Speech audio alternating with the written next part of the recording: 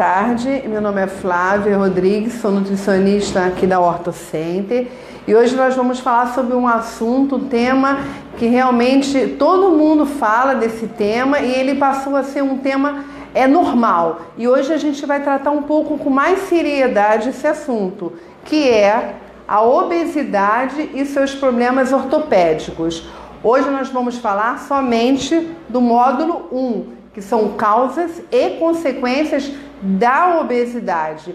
Os outros módulos, como o módulo 1 e o módulo 2, é que nós vamos associar os problemas ortopédicos com a obesidade. Hoje nós vamos falar somente de uma introdução sobre as causas e consequências que nos leva à obesidade.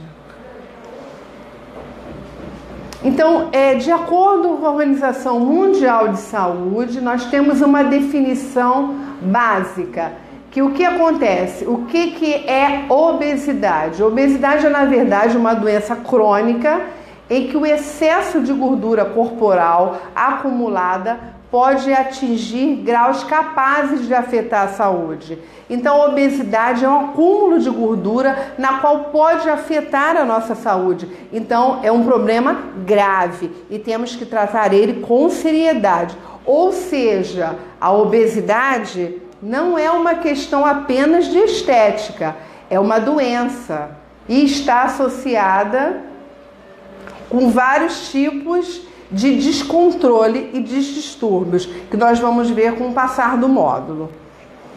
Nós temos aqui os tipos de obesidade, dois tipos de obesidade. Nós temos a obesidade que nós chamamos de maçã, né? Verbalmente, vulgarmente falando, e de pera. Pera ginoide e maçã androide. O que quer dizer obesidade androide?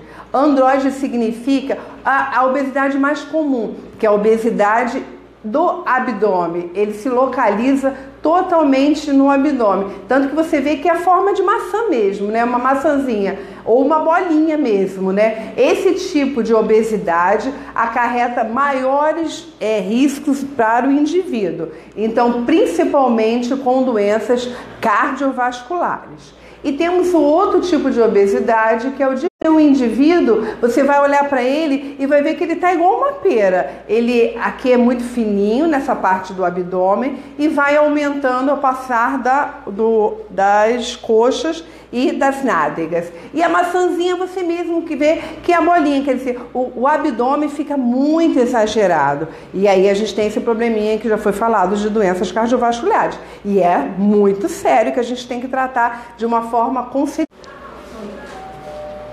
Oi, sim. Então, continuando, né, do que a gente parou em relação à obesidade, a gente pode classificar ela segundo o estado nutricional do indivíduo. Então, a principal maneira de você descobrir se você está com peso ideal ou não é você ir pelo índice de massa corporal. Ou seja, vamos lá, o que é calcular esse índice de massa corporal? Então, você vai ver se você está com magreza, se você está de acordo com a normalidade, sobrepeso e obesidade. Esse é um tipo de indicador utilizado para verificar se o indivíduo está de acordo com o seu peso ideal. E ele pode ser de acordo com crianças, adolescentes, adultos, idosos e gestantes. Como é que a gente vai fazer esse cálculo do IMC, que se chama Índice de Massa Corporal? Nós vamos pegar o peso do indivíduo e vamos multiplicar a altura ao quadrado, correto? Então você pega o peso, pega a altura ao quadrado e divide. Vamos lá? Isso. Aqui fica melhor para a gente ver, né?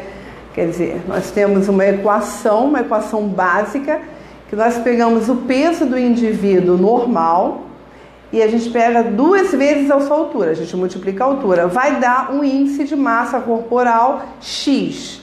Esse índice de massa corporal, você tem uma verificação numa tabela, feita e elaborada pela Sysvan, que você tem o tipo de MC, né? E a categoria do estado nutricional do indivíduo. Ou seja, abaixo de 18,5 nós estamos com abaixo do peso. Vamos para magreza. de 18,5 a 24,9, um peso normal. O indivíduo está em relação ao seu peso e altura com normalidade. 25 a 29,9, vamos a um sobrepeso. E aí a gente vem continuando com uma evolução de obesidade leve, que se chama A1, que é de 30 a 34,9, uma obesidade moderada de 35 a 39,9 e a obesidade mórbida, que é de acima de 39,9. Então, de acordo com a numeração X que der aqui, a gente coloca o indivíduo em determinada categoria. E aqui ilustrativo, né? Nós temos, ó, a partir da magreza, você está vendo, tanto indivíduo feminino como masculino. Então, vamos para magreza, magreza 1, magreza 2, magreza 3. Temos aqui o normal, vendo? Basicamente é mais ou menos aqui o normal. E aí a gente tem evolução para o quadro de sobrepeso e obesidade. A1, que é a leve, A2 moderada e A3, que é a grave. Inclusive para o masculino a mesma coisa. Então a gente tem uma ilustração bem óbvia do que acontece entre a normalidade magreza e a obesidade, correto?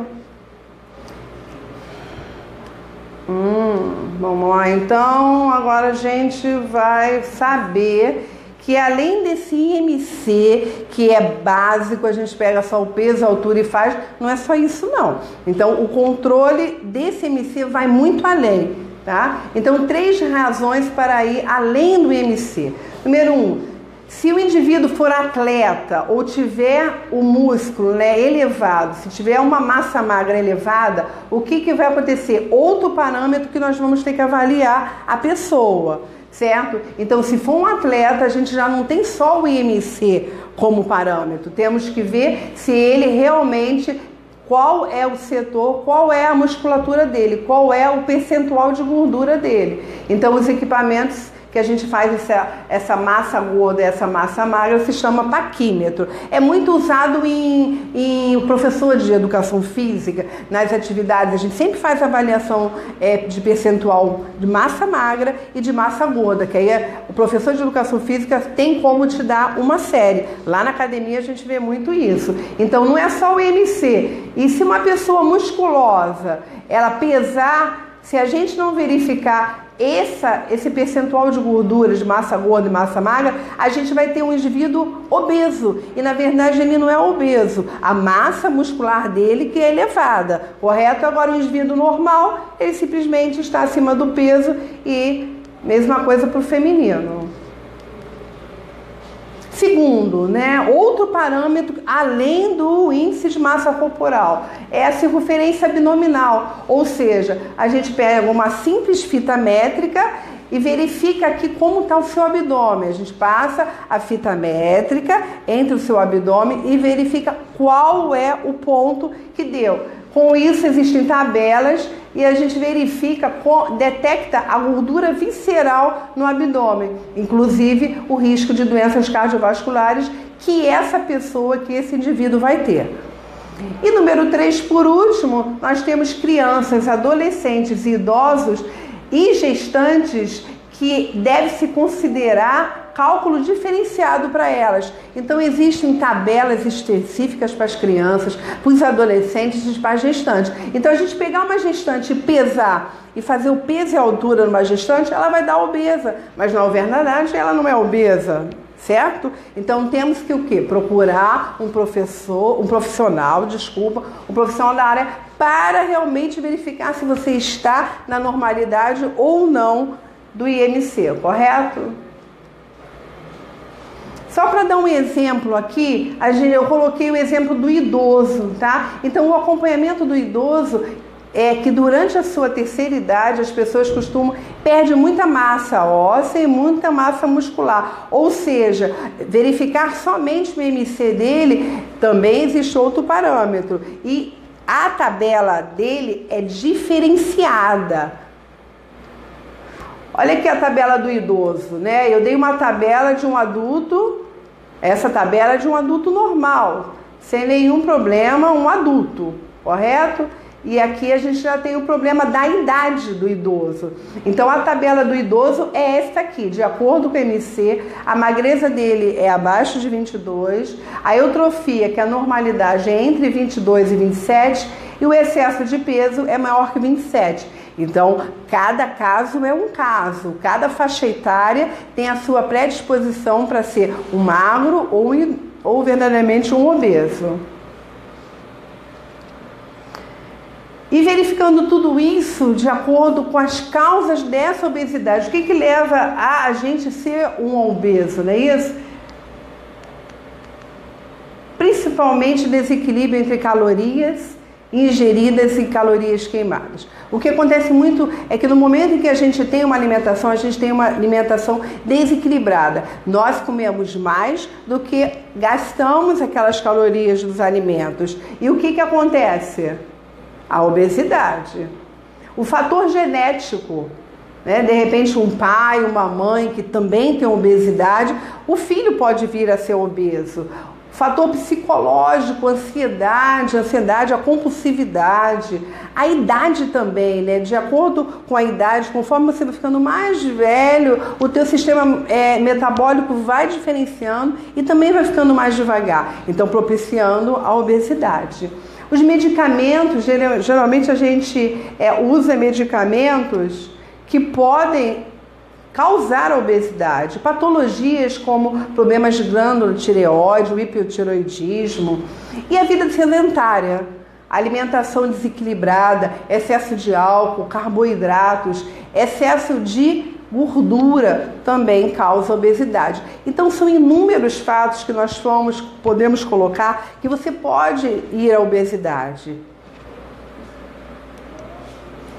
Ilustrativo, né? Aqui tem uma pirâmide da atividade física e uma pirâmide da alimentação, né? Na qual a gente tem o ápice até a ponta da pirâmide, tá?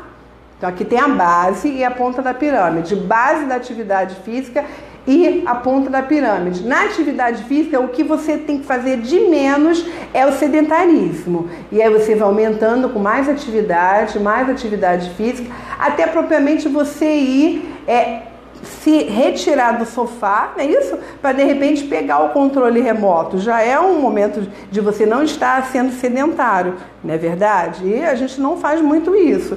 E alimentação. Comer menos gorduras, menos açúcares e comer mais aquela coisinha da alimentação mais balanceada, de frutas, legumes, que é de acordo com o profissional. E aí a gente tem a evolução, né, do indivíduo normal até a obesidade, ou seja, sedentarismo e alimentação rica em carboidratos, em álcool, uma alimentação desequilibrada gera a obesidade. Então a gente tem uma evolução de um quadro de magreza ou de normalidade, não é isso?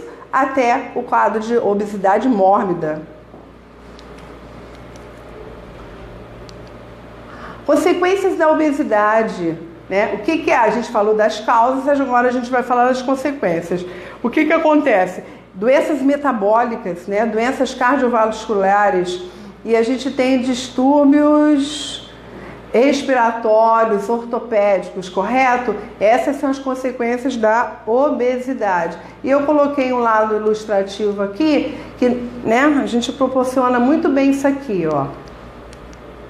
Sistema termomular, né, tem os psicócios, né, da psicologia, do endócrino, diabetes, gastro, não é isso? Câncer como mama, útero. Então a gente tem um momento de um indivíduo obeso que todo o seu sistema metabólico dele está abalado devido à obesidade, correto?